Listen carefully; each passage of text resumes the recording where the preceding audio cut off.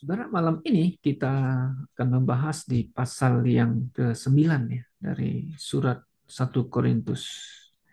Dan di dalam pasal yang ke-9 ini, saudara-saudara ya, Paulus ingin mengcounter artinya menjawab ada orang yang tidak mengakui Paulus adalah Rasul Yesus.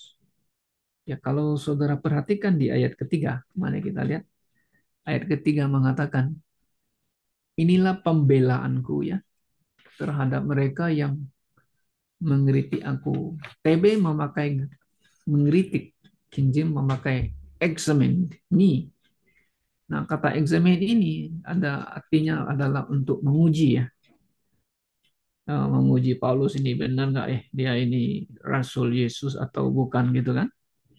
Nah, kalau saudara perhatikan nih di sini tentu ada singgung TB bagai mengkritik ya, ya adalah orang bisa mengkritik dan sebagainya, ya, menguji dan boleh King pakai menguji.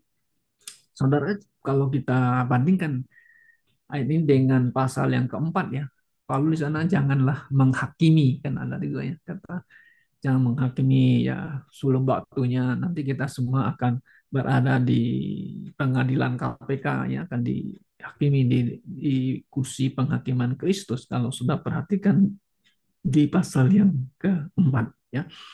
Nah, kata mengeksamin ini, saudara, ini pernah saya alami. Saya baru ngerti ini. Oh, begitu maksudnya ya. Waktu saya selesai studi Bible College atau sekolah Alkitab di Singapura, saya kembali ke Pontianak. Saya membantu satu pendeta karena dia membangun sekolah Alkitab yang disponsor oleh sekolah saya di Singapura ya. Jadi dosen saya bilang, udah kamu bantu aja itu Pak pendetanya yang kamu punya di Pontianak. Nah, saya bantu mengajar udah hanya 1 tahun aja. Nah, karena ada masalah manajemennya kurang bagus, akhirnya terjadi konflik dan juga sponsor dari Singapura datang ke sana untuk dieksamin. Nah, di, apa harus diselesaikan di masalah ini. Nah, saya terus terang sama dia, saya bilang, Pastor Pastor To, saya bilang, dia kan rektor ya. Please forgive me ya. I want to resign and I want to more teach in this Bible College anymore. Wah, gitu. Oke, oke, never mind. Gitu, oke. Nah, saya mengundurkan diri. Kemudian saya dapat panggilan pelayanan di Jakarta. Ada satu gereja minta saya membantu mereka. Nah, sebelum saya diterima ya. Nah, jadi saya mengalami pengalaman eksamen. Kata eksamen ini ya. Mereka bilang, oke, karena kami belum pernah dengar Anda, belum lihat muka Anda, boleh nggak kamu itu eh, record you punya khotbah yang kamu khotbah? Oke, saya khotbah, saya record, saya rekam gitu. Kemudian juga ditulis dalam note ya. Oke, saya rekam, kemudian saya tulis note khotbah saya, terus saya kirim ke gereja yang mengundang saya. Setelah mereka terima, mereka oke, welcome katanya, boleh datang ke Jakarta untuk bantu kami melayani Tuhan. Oke, sampai di Jakarta. Nah, lalu mereka mengeksamin saya. Caranya gimana? Kami akan memberikan kontrak ya, 1 tahun dulu. Nah, untuk apa? Nah, biasalah, kalau saudara masuk ke satu perusahaan kan, supaya eksamin kamu kan, oke, yuk 1 tahun dulu, kami mau lihat, yuk gimana, kan begitu. Nah, udah 1 tahun, oke lah, saya bilang enggak apa-apa. Saya pulang-pulang saya pikir kok hamba Tuhan diperlakukan begitu ya, kayak orang kerja gitu. Dieksamin 1 tahun dulu, bisa nggak? Oh, setelah selesai, dibuat kontrak lagi 2 tahun dan seterusnya. Saya bilang gitu kok gereja modelnya begini ya, perhamba Tuhan diperlakukan seperti seorang pegawai yang dikontrak begitu. Oke, nah itu yang saya pernah alami begitu, saudara-saudara ya. Nah, saudara, kalau kita lihat di dalam pasal yang ke-9 ini, Paulus ingin mengutarakan ada beberapa hal yang perlu kita renungkan bersama ya. Yang pertama itu dia mengatakan kepada mereka yang examine dia, mungkin yang tidak mengakui dia adalah rasul, Dia mengatakan bahwa dia adalah pelayan Tuhan ya, rasul, rasul Yesus ya, dan memiliki kebebasan dan hak sebagai pelayan Tuhan. Itu ayat 1 dan 6. Oke, mari kita lihat. Nah, Paulus mengatakan, mari kita perhatikan di ayat yang 9 ini kan. Nah, jelas sekali Paulus di sini mengatakan kepada mereka yang punya ya, ingin mau examine dia ya, mengatakan di ayat yang kedua, sekalipun bagi orang lain aku bukanlah rasul, tapi bagi kamu aku adalah rasul. Sebab hidupmu dalam Tuhan adalah meterai bagi kerasulan. Nah, ini jemaat atau gereja Korintus itu hasil pelayanan Rasul Paulus ya, karena dia adalah yang pertama ya, yang mendirikan, bukan mendirikan artinya yang memulai pekerjaan Tuhan di Korintus sehingga berdirilah sebuah gereja lokal dan dia memiliki kebebasan hak sebagai pelayan Tuhan ya. Nah, kalau saudara perhatikan mengenai istilah dia punya memiliki kebebasan dan hak ini, dia hak bisa boleh makan, boleh dan sebagainya, gitu. Bisa juga bisa menikah, dia boleh membawa istri dalam pelayanan dan sebagainya. Nah, kalau saudara perhatikan, kemudian di ayat 4 ini kan jelas, tidakkah kamu mempunyai hak untuk, tidakkah kami mempunyai hak untuk makan dan minum? Nah, ini banyak orang kritik, oh no, ini gembala apa pastor atau siapa nih gembala mungkin kerjanya makan minum ya dan sebagainya ya. Kalau foya-foya ya, ya mungkin ada ya, saya mungkin ada tapi begitu ya, saudara. Nah, ayat 5 Paulus mengatakan, tidakkah kami mempunyai hak untuk membawa seorang istri Kristen dalam perjalanan kami seperti yang dilakukan rasul-rasul lain dan saudara-saudara Tuhan dan Kefas. Nah, mereka yang lain tuh punya istri gitu loh. Seperti Kefas kan Petrus ya. Atau hanya aku dan Barnabas sajakah yang tidak mempunyai hak untuk dibebaskan dari pekerjaan tangan? Nah, gitu loh. Jadi maksudnya begini, Paulus ini memang dia sudah putuskan dia tidak menikah karena dia sudah dari awal ya, mungkin dalam hatinya saya tidak mau membawa istri seperti yang lain. Juga dia sebut Barnabas juga begitu. Jadi mereka berdua ini betul-betul lajang ya. Bahasa Indonesia lajang ya. Lajang ya. Oke, no. Bachelor, batu tidak menikah ya. Ya kan? Ya, mereka tidak memakai hak itu karena demi untuk pekerjaan dan pelayanan Tuhan. Sebenarnya mereka berhak, ya.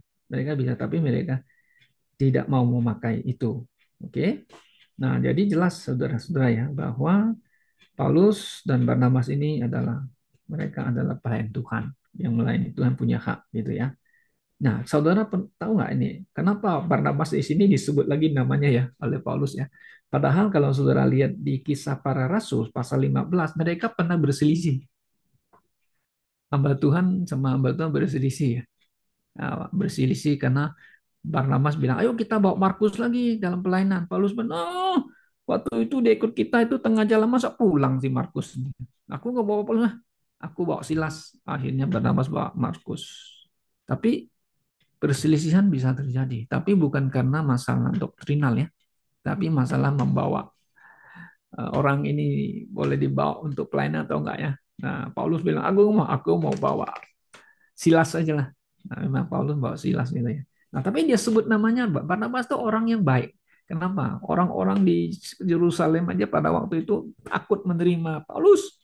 Hanya siapa yang menerima Paulus? Karena makanya Paulus itu orangnya tahu diri. Hanya Barnabas yang mau terima dia dan memperkenalkan kepada saudara-saudara yang lain yang takut mau terima Paulus. Maka namanya disebut, ada di suratnya berapa kali disebut nama Barnabas.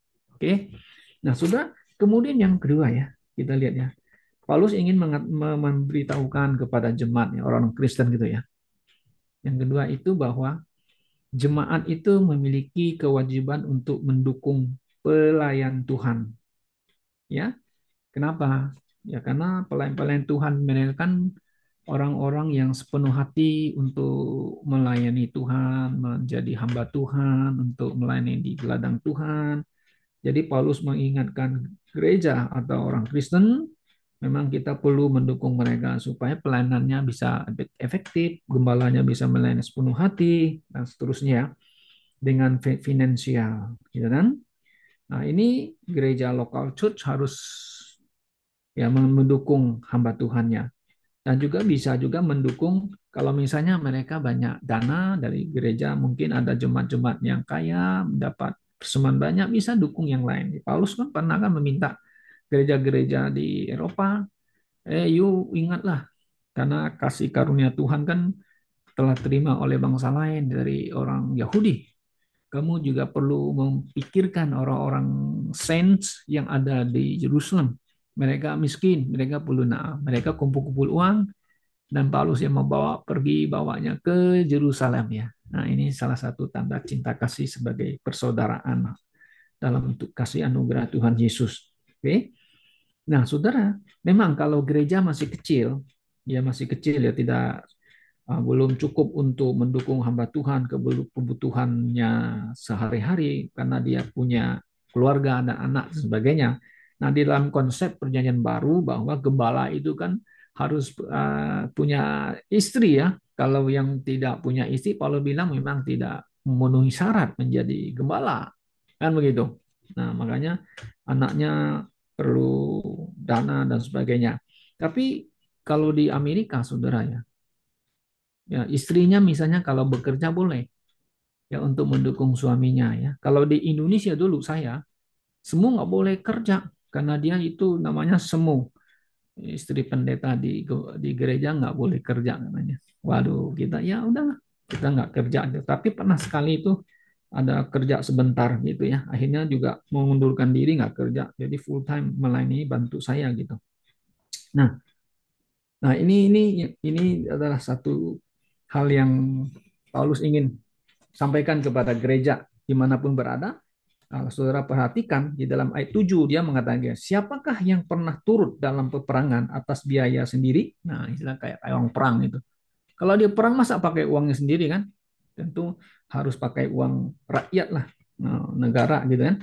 Siapa yang menanami kebun anggur dan tidak memakan buahnya, atau siapakah yang menggembalakan kawan domba dan yang tidak minum susu dombanya? Apa yang kukatakan ini bukanlah hanya pikiran manusia saja. Bukankah hukum Taurat juga berkata demikian? Sebab dalam hukum Musa ada tertulis, janganlah engkau memberangus mulut lembu yang sedang mengirik lembu yang akan diperhatikan, atau kitakah yang maksudkan? Ya, untuk kitalah ini dimaksudkannya. Nah, jadi artinya hamba Tuhan perlu didukung dan dia berhak untuk mendapatkan dukungan dari jemaat yang dia layani. Oke, nah itu adalah hak daripada seorang Rasul Paulus dan juga kewajiban daripada jemaat untuk mendukung pelayanan hamba Tuhan gitu. Oke, nah yang ketiga kalau kita lihat saudara, Paulus tidak memakai hak melainkan tugas dispensasi yang diberi, dispensasi ya yang Allah berikan kepadanya dalam pelayanan ya. Artinya dia akan menjadi hamba bagi semua orang. Nah, saudara bisa lihat di ayat yang ke-19. Mari kita lihat ayat 19 ya. Oke, kita loncat di ayat yang ke-19. Oke. Nah, sesungguhnya aku bebas terhadap semua orang, aku menjadikan diriku hamba dari semua orang supaya aku boleh memenangkan sebanyak mungkin orang. Nah, itu. Oke. Nah, kemudian dia ada mengatakan lagi bahwa itu adalah juga dispensasi yang Tuhan berikan di ayat yang ke-17. Oke, ayat 17. Kalau andai kata aku melakukan menurut kehendakku sendiri, nah ini pelayanan. Ini bukan kehendaknya. Memang aku berhak menerima upah. Betul, dia berhak menerima upah. Tapi karena aku melakukan bukan menurut kehendakku sendiri, pemberitaan itu adalah TB menerjemahkannya tugas penyelenggaraan yang ditanggungkan kepadaku. Kalau kita lihat bahasa Inggris itu bagus juga ya. Coba kita lihat di ayat yang ke-17 ya. Di sini mengatakan a dispensation of the gospel is committed unto me. Nah, kalau bandingkan dengan Efesus pasal 3 kan jelas ya. Itu ada dispensasi of grace. Nah, itu yang Tuhan berikan itu. masa dispensasi anugerah yang diberikan Paulus untuk memberitakan Injil, di mana dia diberikan apa karunia kuasa melakukan mujizat dan begitu ya. Nah, dia dengan sepenuh hati, dengan tulus ikhlas, hanya melayani Tuhan, ya, dengan sukacita melayani hamba bagi semua orang. Nah, ini Paulus mengatakan ya. Ya, makanya dia mengatakan kepada jemaat di Korintus, kalian ini adalah gereja yang dimeteraikan oleh kerasulanku. Nah, kerasulan Paulus. Ya, Paulus menanam rohani. Tentu ia berhak menuai juga jasmani dari mereka ya, tapi dia tidak mempergunakan haknya itu sebagai yang harus dia terima, tapi dia menjadi tent maker ya. Ini kita banyak belajar dari Paulus. Oh, dia tidak mau pakai. Yang masalahnya sekarang saudara ya, kita lihat gereja ya. Pendetanya selalu berkhotbah tentang uang, di persembahan dan sebagainya, perpuluhan, persembahan sulung lah, apalah itu ini dan macam-macam ya. Nah, ya. Jadi akhirnya ada yang diajarkan, oh kalau kamu tidak memberi persembahan, kamu dikutuk. Nah, mereka tak pakai itu. Kalau kamu tidak memberi persembahan, kamu tidak masuk surga kan? Kamu tidak akan berkati oleh Tuhan sebagainya kan. Lalu jemaatnya takut ya dengan omongan pendetanya ya. Wah ini kan wakil Tuhan nih. Wah takut di mereka memberikan. Tapi apa yang terjadi ya? Saudara-saudara ya. Akhirnya pendetanya itu ya makmur kaya itu ya. Ya menyalahgunakan sebenarnya itu kekuasaan apa namanya menyalahgunakan pelayanan Tuhan ya. Itu bisa kita lihat terjadi ya di Indonesia mungkin di mana-mana sudah pendetanya mobil mewah, rumah mewah dan sebagainya sebagainya. Oke, kalau memang kalau gereja apa hamba apa jemaatnya banyak yang kaya raya sih ya beri persembahan sih itu bisa terjadi sih tidak masalah. Tapi kalau dengan mendapat hasil karena didorong karena sering dikatakan bahwa harus beri persembahan perpuluhan sebagainya, tapi pendetanya menyalahgunakan semua itu ya untuk dirinya sendiri. Saya pikir itu ya nggak biblical ya. Apalagi yang di Amerika kan hebat kan pendetanya kaya raya bisa punya mansions, punya pesawat pribadi dan sebagainya ya. Wah, luar biasa itu mereka. Oke. Nah, intinya adalah bahwa seorang pelayanan dia berhak untuk mendapatkan dari hasil dari pelayanannya saja. Oke. Nah, kemudian yang keempat ya saudara ya. Paulus mengatakan, tahukah kamu bahwa, nah ayat 24, mari kita lihat ayat yang ke-24. Tidak tahukah kamu bahwa dalam gelanggang pertandingan semua peserta turut berlari, tapi bahwa hanya satu orang saja yang mendapat hadiah. Karena itu larilah begitu rupa sehingga kamu memperolehnya. Nah, di sini Paulus ingin mengingatkan orang Kristen ya, bahwa kita sebagai orang Kristen ya diingatkan bahwa Anda menjadi orang Kristen, menjadi pengikut Yesus. Ya, yuk ikut gereja. Ya, apa tujuan kamu ikut Tuhan? Tujuan kamu bergereja di satu gereja. Ya kan? Apakah hanya mencari hiburan, entertain, mencari komunitas, mencari supaya hidup diberkati berlimpah-limpah atau istilah teologi kemakmuran dan sebagainya. Nah, itu banyak orang punya cara pandang yang tidak biblikal ya, saudara-saudara ya. Nah, jadi percaya Tuhan itu kita adalah supaya diselamatkan kan? Ya, betul. Supaya kita hidup memuliakan Tuhan kita, pasti masuk surga. Tapi Paulus juga ingin ya orang-orang Kristen itu bukan ke gereja hanya menikmati anugerah Tuhan saja, tapi kita harus ada satu uh, keinginan juga ya untuk disiplin ya menjadi seorang yang harus berjuang untuk memperoleh hadiah. Nah, di sini dia pakai sebagai atlet pelari. Ya, pelari gitu ya. Ya pasti harus mendapat hadiah. Salah satu yang dapat hadiah ya. Kalau yang lain berlari nggak dapat hadiah, nggak dapat hadiah gimana? Piala gitu ya. Memang mereka tetap lari, tapi sampai finish juga gitu loh. Ya, ada yang lari-lari tapi mendapat hadiah, ada yang lari-lari yang nggak dapat hadiah, gitu saudara. Nah, dia pakai ada dua, satu atlet pelari, yang satu lagi petinju. Nah, saudara bisa lihat, Palu mengatakan, aku sebagai orang petinju yang tidak hanya memukul-mukul, kayak gitu ya, tidak memukul angin ya, kalau bahasa Inggris ya. Nah, saudara bisa lihat itu yang ayat 26 ya. Itulah. Sebab itu aku tidak berlari tanpa tujuan, aku bukan petinju yang sembarang saja memikul. Nah, ada dua kan. Nah, yang satu kan berlari kan tujuannya apa?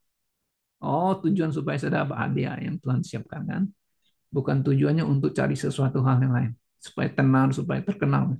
Aku juga petinju, bukan petinju sembarangan yang mengukul ya breeze the air. Kalau bahasa Inggris lebih cocok, bukan hanya tinju-tinju angin aja, nggak ada arti kan. Tapi aku bisa menjadi petinju yang bisa pukul tepat sasaran ya kan, supaya musuh saya bisa pukul sekali tumbang dia. Nah, itu maksudnya, itu hanya kiasan aja ya. Artinya kita hidup harus disiplin, harus berjuang. Nah, saya buat ini untuk apa? Ya kan? Saya mau supaya saya buat ini memuliakan Tuhan, dan saya mau supaya nanti saya mendapatkan pahala crown di hadapan Tuhan, kan begitu. Ya, ini Paulus yang terakhir mengingatkan orang Kristen dimanapun, kita harus mendisiplinkan diri kita di dalam hati, kita harus berjuang untuk memperoleh hadiah yang Tuhan telah siapkan bagi kita. Oke, kiranya Tuhan menolong kita malam ini, biar firman Tuhan boleh mengingatkan kita, supaya kita boleh menjadi orang Kristen yang mengerti, memahami akan kebenaran firman Tuhan ya, supaya dalam hidup kita bisa kita memuliakan Tuhan kita. Amin.